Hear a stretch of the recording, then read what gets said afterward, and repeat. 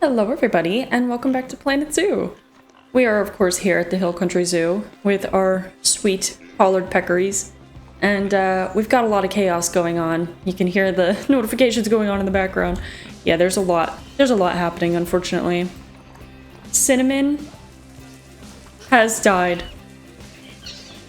And she's gone. Just like that, she's gone.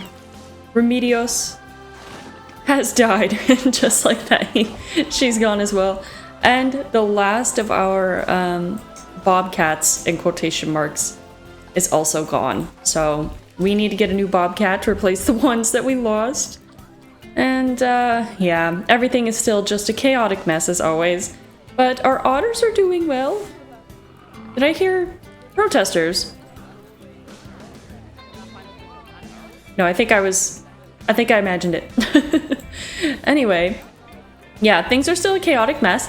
This area of the zoo is nice. Like, this looks better. It's progressing, you know. The front entryway is a little bit nicer. Seems like everybody's very hot. And yeah, I can't blame them. It's 108 degrees outside. I think that's got to be like 34 or 35 degrees Celsius, something like that. So it's hot. It's really hot. But our researchers are managing to get a lot of research done on the Ocelot, so hopefully they will have kittens, cubs soon. Let's see. See if we can't find them. Okay, first, otters. Banjo and Sylvia are no longer going to be our alpha otters, and neither is Sprinkle, so we're going to send them to the trade center just briefly. And we need to get a new otter for Drizzle. Oh, whoops. I need to go here. Alright, we need to find a good female otter. Let's compare mates with Drizzle. Alright, that's pretty good. Pretty good. That was this one. What about this one? No, I think the other one is better. I think this one's better. Alright, so we'll adopt her. Send her to the zoo to be with Drizzle. And they will be our new alpha otters. Hopefully they will have some pups. Oh, is it empty? Oh no. Oh, some chaos is going on. Okay. You also need to go to the zoo. There we go. There we go. Okay, and I wanted to go check on our ocelots in Ocelot Odyssey and see... Hello, you. No. You. Sancho is still struggling with stress, it would seem. But B seems to be doing okay. But again, she's still not pregnant, so hopefully we can figure something out with that.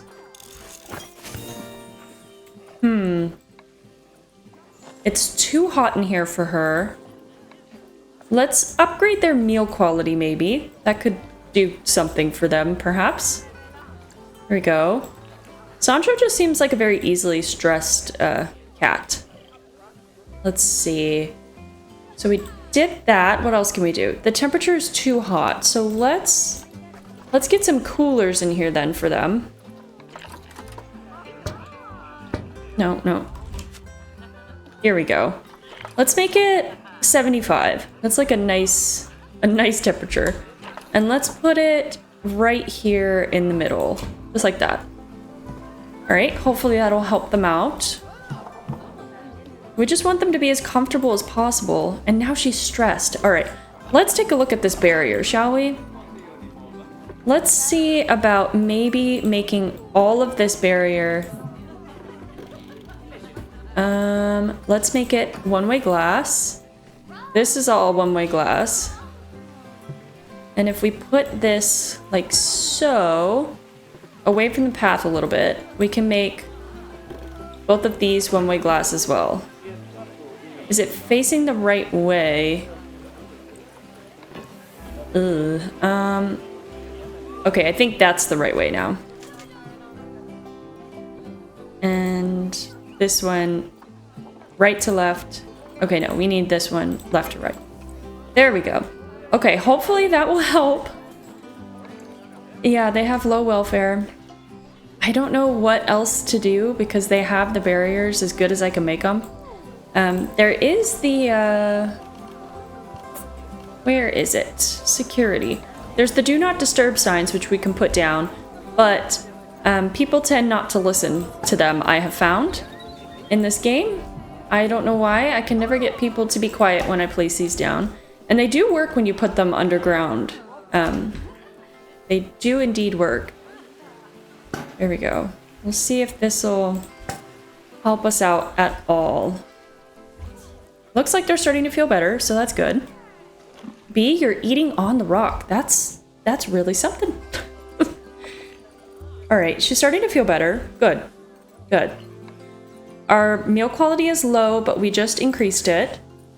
And yeah. All right. I think we've done all we can for her. Hopefully they will have some cubs. Otherwise, that would be really unfortunate. All right. Let's see. What else do we need to get into today? If you guys have any otter name suggestions or any animal name suggestions, to be fair, please let me know down below. I would love to see them. So it looks like these guys are not the alphas, but maybe they will be once they've bonded. So we'll just give them a little bit of time and see what happens there. Okay, let's see. Our armadillo is about to have offspring. But before I forget, let's get ourselves another bobcat. Yep, we're gonna get an old bobcat. And someday we will be able to have a breeding pair of bobcats in here. But right now, this is just not a very good habitat for them. So we will come around to it later. Okay, our skunks are dying. Let's call the vet. Oh my goodness, there's a little white one. Hello. Oh, you're so cute. Look at you. There was another one over here too. Oh my gosh, you guys are so cute. Oh, and now our peccaries are dying. Okay, we're running out of peccaries. Oh, and our zebras. Oh no. Oh no. Salma. Are we down to only 2 zebras now? We only have 2 zebras now, and they're both old ladies. Oh no. Okay. We have a lot to do in this zoo, don't we? Okay, well the ocelots are fully researched, so that's good. Hopefully that'll help them with their breeding. That would be great. We've researched MRSA, so that's good. Let's see. Let's continue our disease research. Like this. Yep, here we go.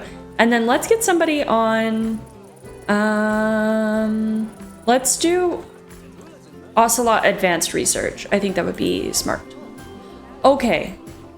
Chaos aside, Paloma has died. And I would really like to make the next section of the zoo this area. I would really like to update this to be really lovely for our poor sad animals, our poor deer, our poor pronghorn, our poor peccaries. I want to make this nice for them. It's absolutely tragic at the moment. So I think that's what I'm going to work on today. The prairie dogs, this area will be changed as well. And the prairie dogs are going to get moved over here. This is a little habitat set up for them. And it's going to be like a little walk-through garden type area, but it's going to be desert themed. Kind of similar to what we have with the butterflies, except we'll have little prairie dogs in the middle. I think that'll be really cute. But I will move them here eventually once we actually have fences here to keep them in. Otherwise, they're just going to run away. And we don't want that, because if a prairie dog ran away, we would probably never find it again.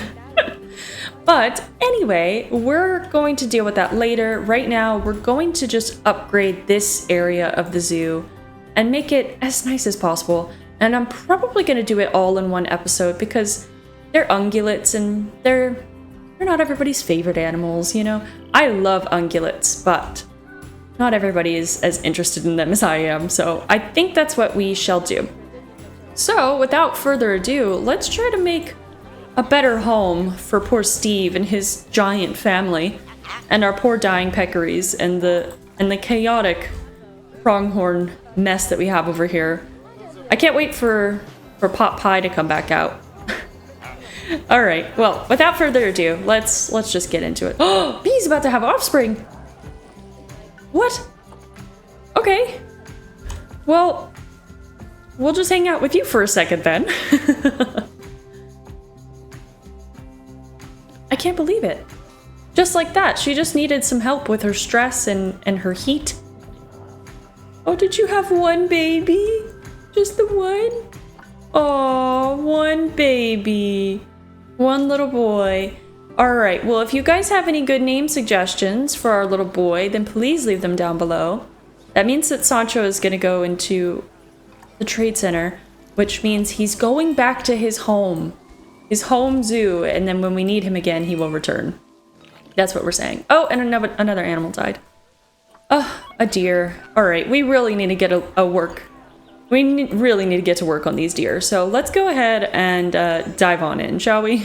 So we obviously had to start out by bulldozing the entire area to make space for the new enclosures. All of the animals were placed in temporary housing, the old exhibits were demolished, and terrain was brought in to make the area a little more interesting. On the right-hand side of the new path will be the fallow deer and pronghorn enclosures. They'll sit higher up in elevation, while on the left side, the collared peccary enclosure will be a little bit lower. The guests will be able to look down into the muddy peccary enclosure, which lies right next to this small lake that we've built. The next thing I decided to do was plan out the sizes of the habitats. Using the Zoopedia, I figured out the appropriate sized habitat for our number of animals, and with a bit of math, I figured out how many 4-meter wall panels that would be in a square, or a rectangle in this case. Using these panels, I was able to mark out the habitats and get them exactly in the spots that I wanted them to be in. Then I marked in where I wanted the paths as well with just some sand.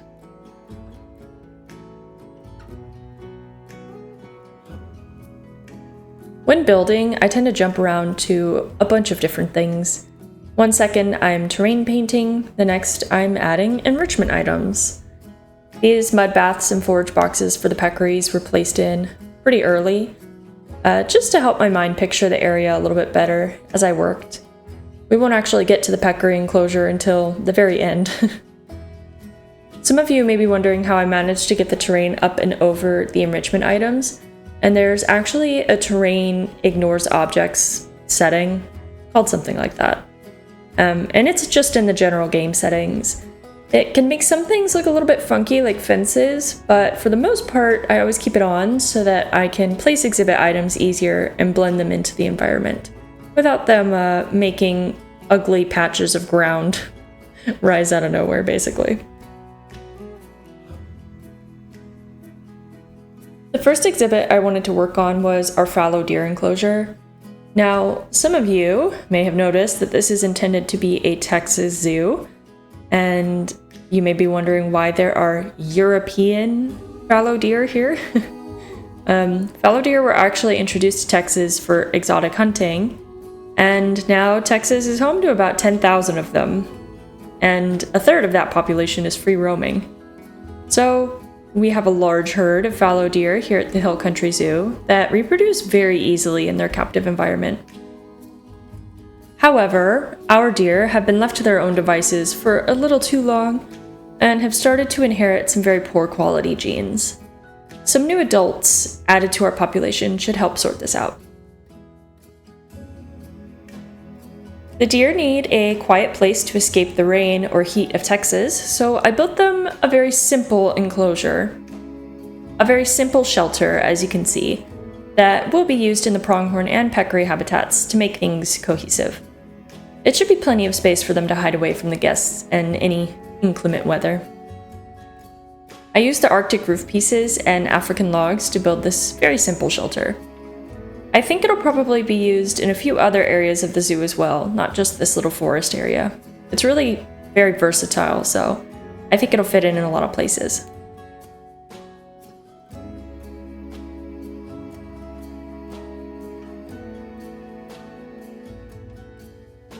A simple wooden fence I pulled off the gallery will be enough to keep these guys in their enclosure, because they will have a secondary barrier. I say barrier in quotation marks.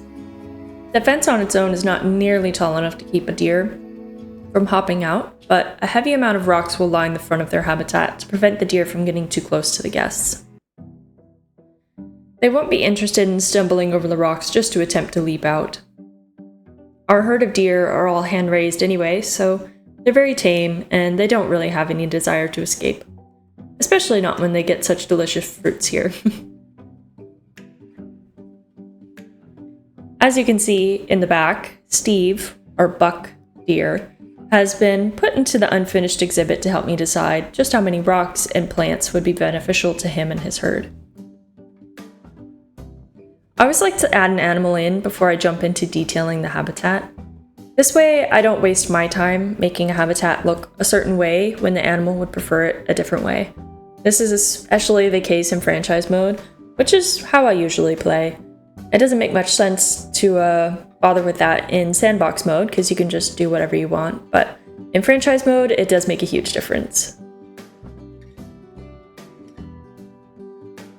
I prefer a more realistic approach to Planet Zoo, and adding animals into unfinished enclosures is definitely not realistic, but that is the advantage of this being a game. You can kind of get away with things like that you couldn't get away with in real life.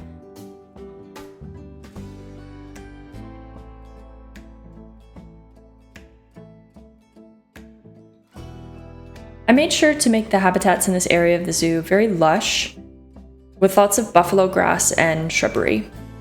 Hill country foliage tends to be very dense and shrubby, with some trees interspersed here and there. I also included lots and lots of wildflowers, which we'll get to in a moment.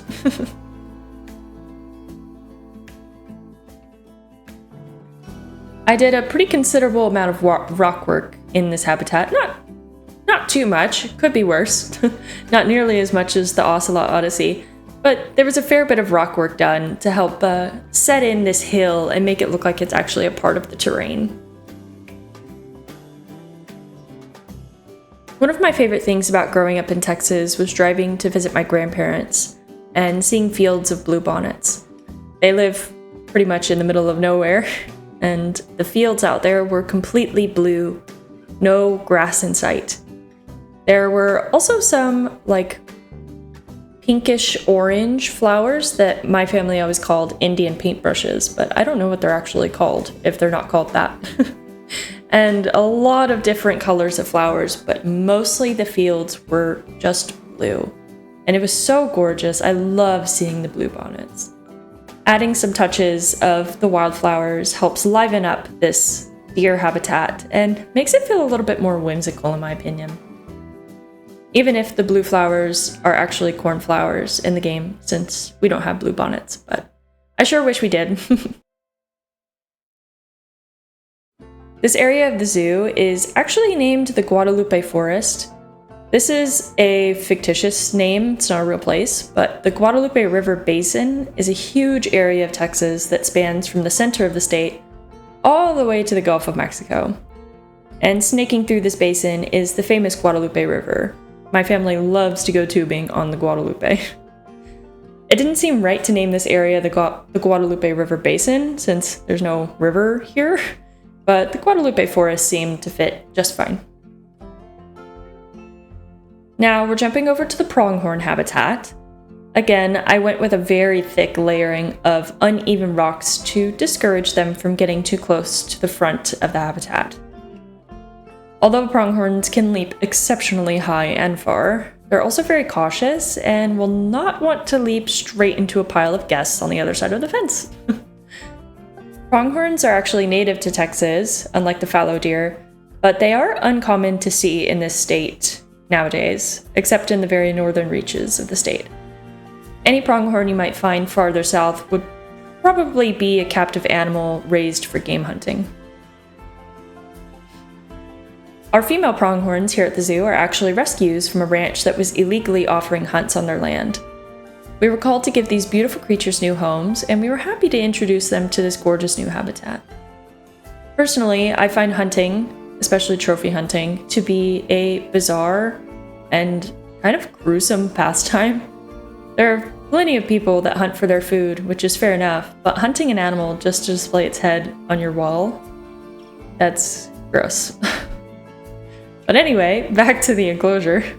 I've made the terrain rocky and interesting for the pronghorn to traverse so that they hopefully don't get bored. Unfortunately, I did not make it rocky enough since the adult pronghorns that were allowed into the habitat were easily able to escape. We had to do some serious work on these barriers, and you guys will see that this is not the last time we have trouble with these pronghorns.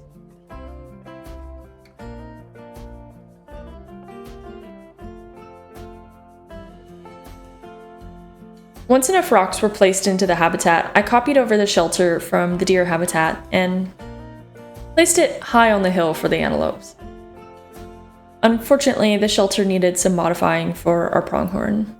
As I mentioned, our female antelope are from an illegal hunting ranch and are therefore terrified of humans. It would only equal survival to be afraid of humans. If they liked people, they would probably have died. So we need to give them a safe space, very well hidden from guests. But even with these modifications I've done to the enclosure, there's just not enough space to hide to temper the pronghorn's anxiety. We may have to consider changing this enclosure altogether if their quality of life isn't improved. Now we're jumping over into terrain painting and foliage soon enough. This area is intended to be a forest, even though the pronghorns definitely prefer more wide open flat landscapes in Texas. I just think that they suit this area anyway. We went with a lot of grasses, shrubs, and flowers in this area to help keep the habitat interesting to look at. I know the backside of the habitats are looking pretty barren and boring at the moment. It just looks like wide open spaces. But don't worry, we will fill that in with dense forest so you can't see behind the enclosures.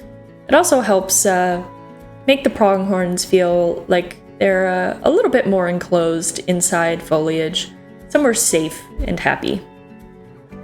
Once we've absolutely covered the habitat in buffalo grass, as always, it starts to look a lot better, and then we can start adding some shrubbery. I tend to go with the beech tree sapling to add some bigger shrubs here and there. I don't know why, I just really like the color of it. Like I said, we added some different kinds of grasses here and there just to make things look a little bit different. If you go with the same type of plant over and over again in the habitat, then it can look a little too samey, a little too boring, which is why I like to add different varieties of different things.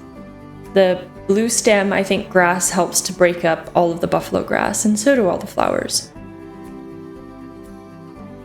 Now, just a few enrichment items to keep our pronghorn active should help complete this habitat.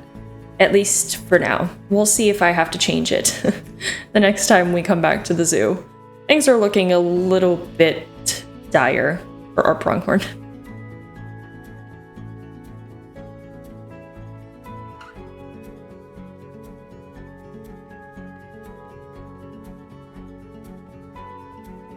Off screen, I created a grouping of dense foliage and copied and pasted it around the Guadalupe Forest, with a little shimmying of the individual plants in the groups that encroach on the path.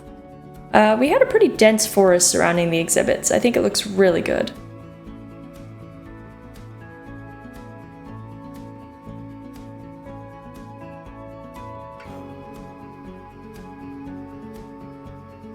Finally, we have reached the peccaries, which actually won't be the final habitat for the Guadalupe Forest. In the future, another enclosure will be placed next to the peccaries to round out the little forest area of our zoo. This is the future home of the bobcats. Our bobcats are in a pretty terrible enclosure at the moment, and so I think they would benefit from having a nicer home. But until then, our peccaries need a new home, obviously. Again, I copied the deer shelter over to the peccary enclosure, only to find out that it's not enough space for our little piggies. How it's enough space for the deer and pronghorn, but not for peccaries, is beyond me. At first I tried just expanding the shelter, but it still wasn't enough. But I'll return to the shelter a little later. You'll see in a bit. With pig habitats, you tend to want to go with a lot of rocks, mud, and dirt. Pigs tend to be a bit messy, and muddy, dirty, sandy habitats look the best. That would include like your Barbarossas, the Red River hogs, wild boars, things like that in Planet Zoo. Definitely enjoy the more muddy enclosures.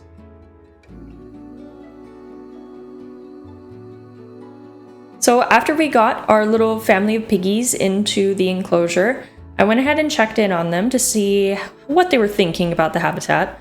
This is where I realized we did not have enough hard shelter at all, and I was gonna do my best to try to fix it, but once I attempted to fix the hard shelter issue and realized it still wasn't enough, I just dove into some foliage work, which mostly included broken and twisted branches and logs. Peccaries are notorious for eating anything in their enclosure, so placing a bunch of grass and flowers wouldn't be realistic.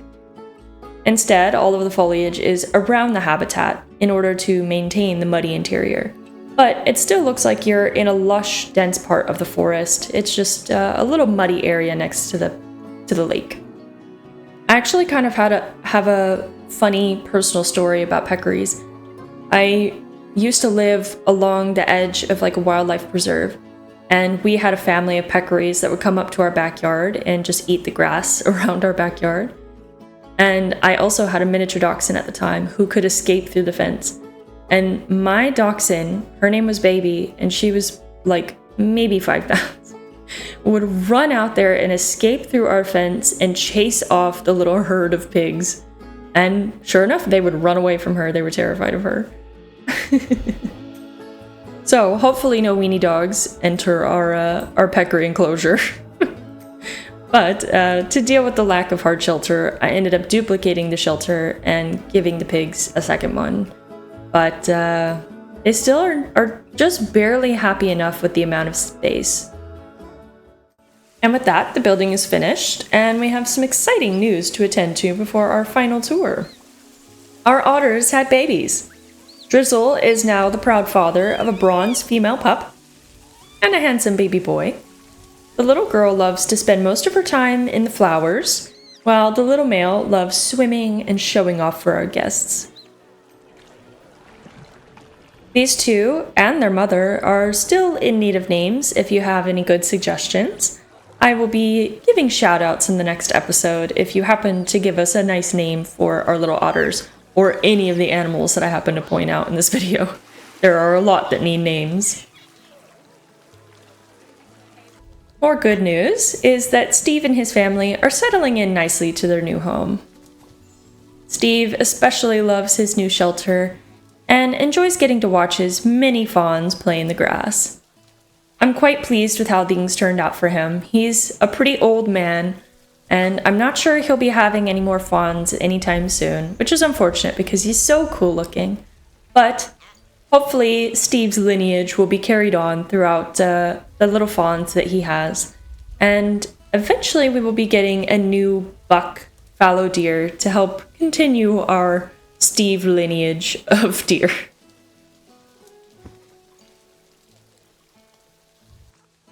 Our new rescue pronghorns have also been enjoying their newest home. This little boy was born just a few days ago, so the habitat was finished just in time. One of our other females actually decided to give birth right out in the open as well. This was such a surprise to our team, and anybody sitting around watching the pronghorns got to see the miracle of birth. This little female is barely a few days old and is already running around her enclosure. She is absolutely beautiful. I love her little eyelashes. I think she's just so gorgeous. I'm excited to see her grow up someday. It hasn't been totally smooth sailing for our antelope though. The mischievous new fawns have found a way to escape their enclosure. Thank goodness our very competent staff were able to catch the naughty pronghorns and return them to their home, as our mechanics worked on shoring up the holes in those fences. Of course, our staff had to navigate the large crowds of guests that have come to the Guadalupe Forest to see the new baby pronghorns, the baby deer, and the baby peccaries. And that's not the only problem we've run into. With this being the newest area in the zoo, guests have flooded to see the new animals, and our pronghorns are highly anxious, and we're going to have to do some serious planning to figure out the best way to help our antelope. Well, it's time for our final tour, and I thought we'd start here at the otters. And to the right of our entrance is the official entrance of the Guadalupe Forest. To the left is a staff building that is hopefully well hidden within the foliage that people won't really notice that it's there. It's obviously there, but it's so densely packed that hopefully it won't be so obvious. When you first walk in, to the right, you are greeted by a giant wall of grass. We grew this elephant grass to try to help the pronghorn with their stress. If we blocked the view for the guests in some places, we were hoping that it would help these poor little creatures not be so stressed out, but they are still terrified, so I fear that we're going to have to do a little bit of work on this habitat to make it just a little bit more suitable for our pronghorn. We don't want them being anxious all the time and having protesters all the time, so let's continue. If you go to the left, the fork in the path leads to the Peccaries. Again, these guys were also feeling stressed about all the guests, so we planted some grass, but I do not like it. I think that the grass is, it ruins the whole, like, muddy vibe for the Peccaries. So again, we're gonna have to find a way to help keep these guys calm with all of the guests that have come to visit. And maybe as the guests lose interest in this area of the zoo, we will have less stressed Peccaries, but we shall see. And again, back up the path. It kind of works in like a figure 8. You get to another wall of dense grass and some deer. Our fallow deer and their little hill. Oh, they're so beautiful. I think this habitat turned out so nice. It's so lush and green, and I think that our deer like it a lot. There's Steve, just wandering around, having a great time. Beautiful. All right, and if you continue on past the deer, then to the left is the new future home of our bobcats. Eventually that will be there, maybe next episode, or maybe we'll do something else next episode and get to the bobcats later. You guys will let me know what you want. And you're kind of spit out into the ugliest nastiness part of the zoo. But if you turn looking this way, the Guadalupe Forest, this is like the little second entrance. So next time, I think we will deal with our bobcats because this is such a tragic sight. This sad old man bobcat is just laying here in the dirt. He looks quite content to be sleeping, but it's pretty pitiful, and I think he deserves a lot better. Unfortunately, before we go, Steve, our old man, has bit the dust. He was very, very old, and I'm so sad to see him go. He will be truly missed, and we will have to make a memorial for him. But in order to not end on such a sad note, our little Ocelot cub is having the time of his life. He loves playing in his habitat. And if you guys have any good name suggestions for him, please leave them down below. And if you join me for my next video, I'll see you then.